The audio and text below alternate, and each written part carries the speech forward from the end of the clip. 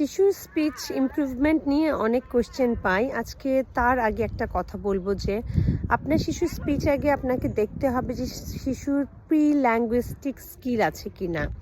So pre ল্যাঙ্গুইস্টিক skill বলতে আমি বুঝাচ্ছি যেই সব স্কিল শিশুর মুখের কথা আসার আগে শুরু হতে হবে। যেমন আপনার দিকে তাকিয়ে আপনার বাচ্চা হাসবে, খিদা লাগলে কাঁদবে, নতুন টয় দেখলে হাত বাড়িয়ে দিবে, আই কন্ট্যাক্ট থাকবে, আপনার প্রত্যেকটা ইমোশনের সাথে তার আই কন্ট্যাক্ট থাকতে হবে, হাই হাই বলবে, মাথা নাড়বে, এরকম করবে, কোনো কিছুর প্রতি ইন্টারেস্ট থাকবে, যে কোনো ডিফারেন্ট টেক্সচার যখন তার গায়ের সাথে লাগবে তার একটা রিয়াকশন থাকবে।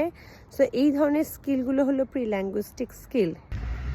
খিদে লাগলে তার যে দুধের বোতল আছে সেই দিকে হাত বাড়িয়ে দিবে, তারপর যে কোনো গান বা রাইমসে তার রিয়াকশন থাকবে, প্রত্যেকটা ইমিটেশন স্কিল থাকবে, মা যেটা করছে সেটা কপি করতে পারবে, জয়েন্ট অ্যাটেনশন থাকবে, মায়ের যে কোনো অ্যাক্টিভিটির সাথে তার মুভমেন্ট থাকবে। এইসব স্কিলস না থাকলে আসলে ল্যাঙ্গুয়েজ আনা যাবে না।